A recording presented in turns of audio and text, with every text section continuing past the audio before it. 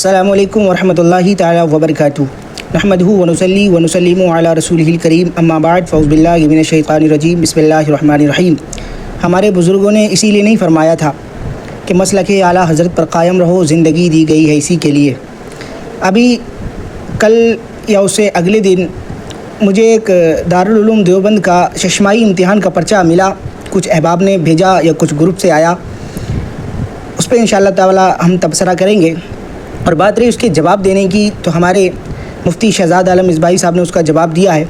میں پھر جواب دے کر کے جو ہے نا وہ وقت کو ضائع نہیں کرنا چاہتا۔ جن حضرات نے نہیں دیکھا ہے کہ حضرت نے کیا جواب دیا ہے، میں نے کمیونٹی میں ڈال دیا ہے، اور اگر پھر بھی دیکھنا چاہتے ہیں نہ ملے تو میں اس ڈسکرپشن میں آپ کو انشاءاللہ تعالیٰ لنک دے دوں گا، جا کر کے دیکھ لیں۔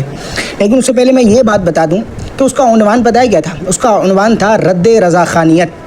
اور یہ میں اس لیے بیان کر رہا ہوں ورنہ مجھے الحمدللہ رب العالمین ثم الحمدللہ نہ اس کا جواب دینے کا کوئی شوق ہے اور نہ الحمدللہ رب العالمین بیجا بات کرنے کا کوئی شوق ہے۔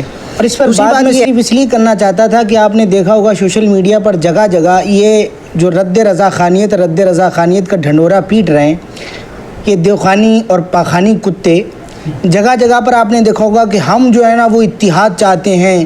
آپ نے دیکھا ہوگا کہ ہندوستان کے اندر مسلمانوں کی کیا حالت ہوئی ہے اور تم دیوبندی وابی کرتے رہتے ہو۔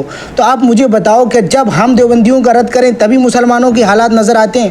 تم دیوبندیوں کے اندر، تم دارالعلوم دیوبند کے اندر جو ہے نا رد رضا خانیت پر امتحان کرواؤ اور باقاعدہ طور پر کتابیں پڑھواؤ، تو یہ تب تم کو مسلمانوں کے جو ہے نا وہ حالات نظر نہیں آتے، تب تم کو دوگلا پنتی نظر آ جاتی ہے، تب تم منافق بن جاتے ہو۔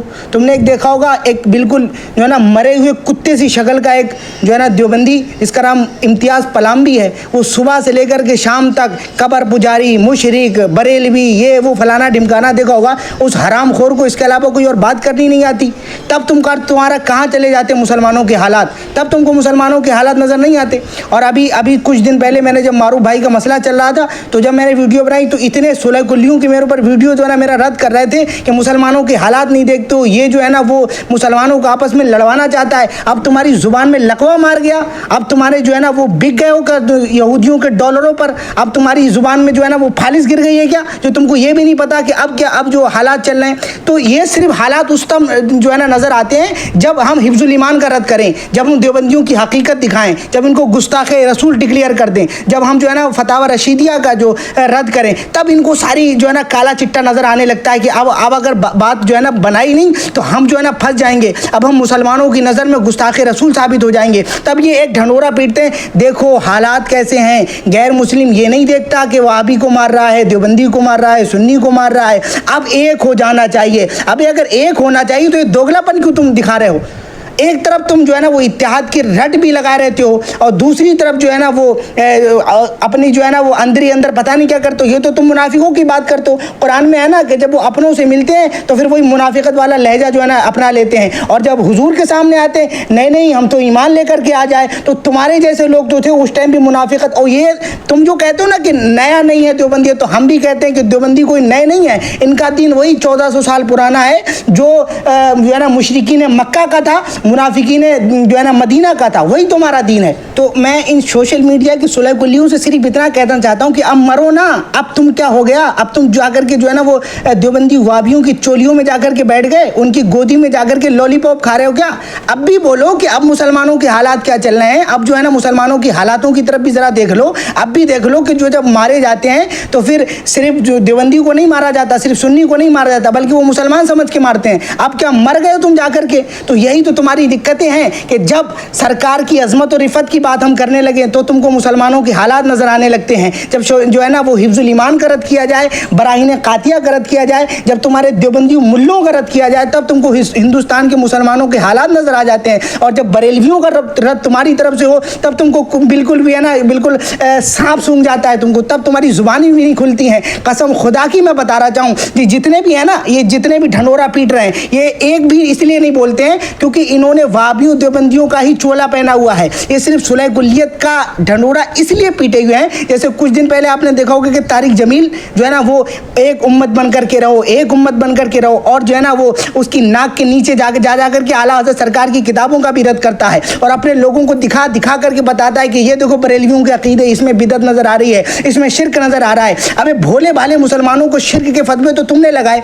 अरबाए सलासा के अंदर साफ तौर पर लिखा हुआ है कि जहां पर शिरक असगर का फतवा लगना चाहिए था, वहां पर तुम्हारे मुल्ले ने जो है ना वो तक़वियतुल ईमान के अंदर शिरक अकबर का फतवा लगा दिया। अब मुझे बताओ, शिरक असगर से तो आदमी जो है ना इस्लाम से खारिज नहीं होता, लेकिन शिरक अकबर लगाने से भोले भाले मुसलमानों को, करोड़ों मुसलमानों को तुमने जो है ना वो शिरक अकबर का फतवा लगा करके, अब हमने तो सिर्फ उसका जवाब दिया। हुस्सामुल हरमैन कोई अपनी तरफ से किताब लिखी नहीं गई। हुस्सामुल हरमैन और अल मुअतमदुल मुस्तनद या फिर जो है ना वो रद्दुल मुहन्नद, जितनी भी किताबें लिखी गई सिर्फ तुम्हारे जवाब में लिखी गई, और जवाब पर कोई एतराज़ नहीं होता। तुम उधर से गाली दो तो तुम्हारे पर फूल थोड़ी ना बरसाए जाएंगे। अब तुम कहते हो गाली देते हैं, तो अशहाब साकी उठा करके देखो कितनी गालियाँ आला हज़रत सरकार को दी गई, लेकिन आला हज़रत सरकार ने फिर भी फरमाया कि मेरी ज़ात के ऊपर अगर गाली दी जाएंगी तो मैं कोई इसका जवाब नहीं दूंगा। तो शाहब साकिब के अंदर कितनी गाली तुम्हारे मुल्लों ने दी, कट मुल्लों ने दी, वो तुम मर गए थे, वो तुम जाकर के छुपाते हो अपनी अम्मा की चोली में जाकर के। ये दीन तुम्हारा है, तुम्हारे बाप का नहीं है, ना तुम्हारी अम्मा दहेज में लेकर के आई थी।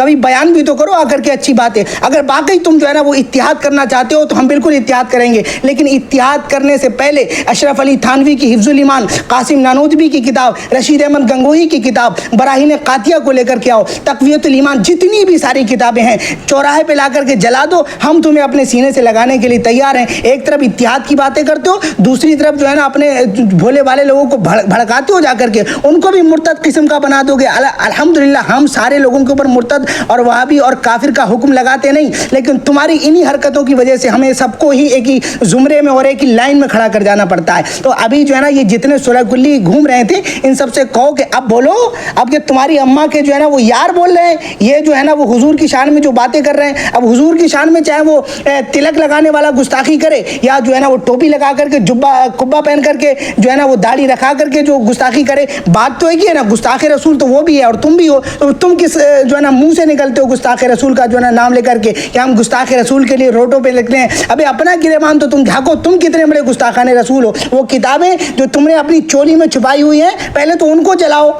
सबसे बड़ी बात तो ये मुर्तद का हुक्म क्या है और काफिर असली का हुक्म क्या है, ये जाकर के अपनी किताबों में जाकर के पढ़ लो। सब जो है ना वो रोज़े रोशन की तरह तुम्हारे पर वाज़े हो जाएगा।